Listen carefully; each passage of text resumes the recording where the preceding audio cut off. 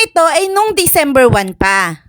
Maaga kaming gumising nito at nag-prepare dahil may competition na aatinan si Ate Kendra. Nakasali siya sa DFOC English competition na gaganapin sa Silang, Cavite.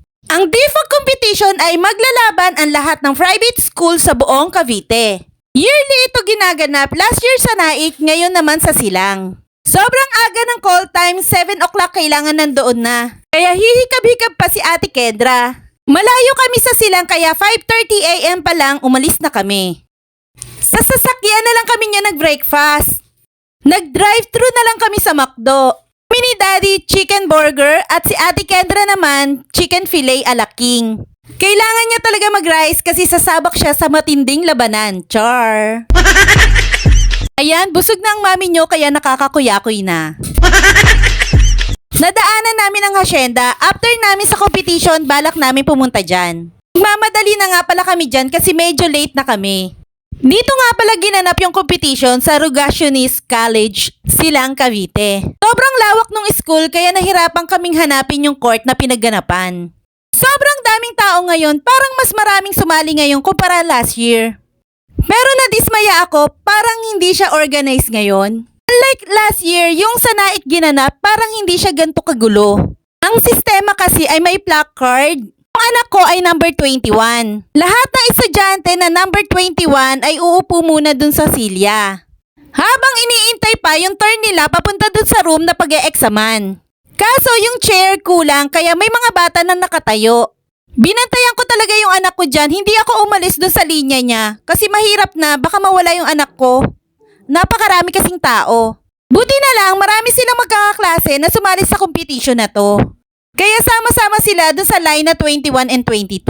Ayan na, nag-start ng tawagin yung line nila. Susundan lang nila yung placard na 21. Pero may mga bata kasi na nawawala dun sa linya kaya hinahanap nila yung marshal na may hawak ng number 21. Kaya ako, bantay sarado talaga ako sa anak ko. Binantayan ko siya hanggang dun sa makarating siya dun sa room na pag-e-examan niya. May mga teachers and marshal din naman na nag-a-assist sa kanila. Bilang nanay, syempre matatakot ka baka mamaya mawala yung anak mo sa dami ba naman ng tao, di ba? Talaga naman ang anak ko naglalaro pa. Ayan, paakyat na sila sa room pero hanggang dyan na lang kami, hindi na kami pinaakyat hanggang doon. Bawal na kasi pumunta doon ng mga mamis kaya nag-antay na lang kami dyan sa baba. Mabilis lang din naman natapos. Ayan, palabas na rin yung iba dyan na unang lumabas yung number 22. So kaming mga mamis na number 21 ay nagpanik. Kaya naman ang mga anak namin hindi dyan lumabas, doon pala sa kabilang hagdanan lumabas. Kaya nataranta na yung ibang mamis dyan, hindi nila alam kung saan nila hahanapin yung mga anak nila. Buti na lang may isang teacher na nagsabi sa amin na ibinalik na daw yung mga anak namin doon sa court. Kaya kaming mga mamis na nag-aabang dyan ay pandalas na punta ng court. Ay naku naman, nakakakaba naman talaga. At ayun na nga, nakita na namin si Ate Kendra sa wakas. Lumabas na lang kami doon sa court at nag-waiting na lang kami sa awarding.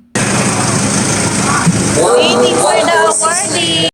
Sobrang haba ng pila sa kantin, buti na lang may baon kami kaya kumain muna kami dyan. Nainip kami sa awarding, mag-aalas 5 na yan kaya hindi na namin tinapos. Kaya nag-decide na lang kami pumunta sa Hacienda Mall. Lapit lang din naman yan doon sa school na pinaganapan. Gusto pumunta ni Ate Kendra doon sa bridge kaya lang sabi ko wag muna kasi naambon. Sabi ko dito muna tayo maglakad-lakad sa may bubong. Nakita namin na naka 50% sale dito sa Mosimo kaya pumasok muna kami. Alam nyo naman, pag sale talagang matalas ang mga mata natin dyan. Char!